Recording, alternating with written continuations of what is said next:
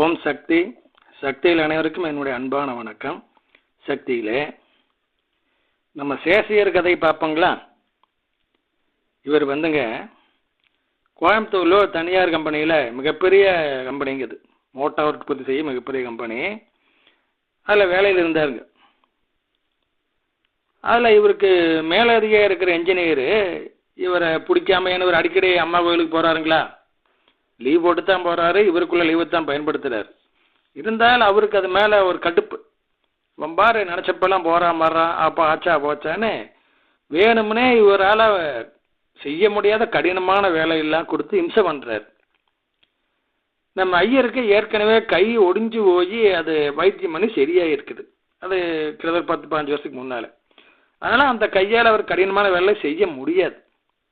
அது அவர் சொல்கிறார் அந்த இன்ஜினியர்கிட்ட, என்னால் இதெல்லாம் செய்ய முடியாது, அதனால் எனக்கு வேறு வேலை கொடுங்கன்னு கேட்டால் அவர் இல்லை, நீ இதை செஞ்சாகணும், ஒன்றா செஞ்சுலாம் ராஜினாமா பண்ணிட்டு போ அப்படிங்கிறான், மிரட்டுறான்.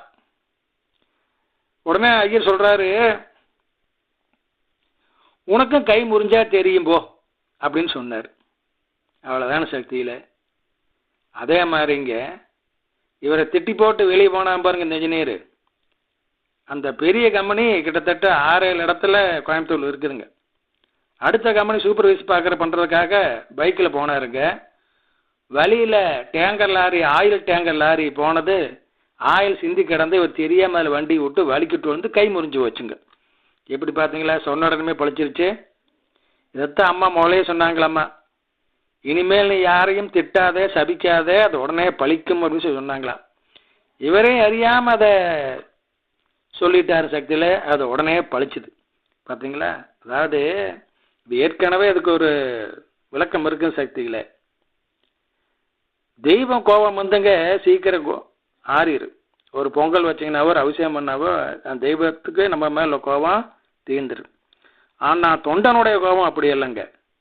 ஆற்று மணல் இருக்குது இல்லைங்களா, அல்ல கடற்கரை மணல், அந்த மணல் சூடான பின்னால் வெய்ய காலத்தில் சூரியன் மறைஞ்சும் கூட 2-3 மணி நேரத்துக்கு சூடு அப்படியே ஆறாமல் அப்படியே தான் இருக்குது. அந்த அளவுக்கு தொண்டனுடைய கோபமானது ரொம்ப உக்கரமானதுங்களா. அது அவ்வளோ சீக்கிரம் ஆறாது.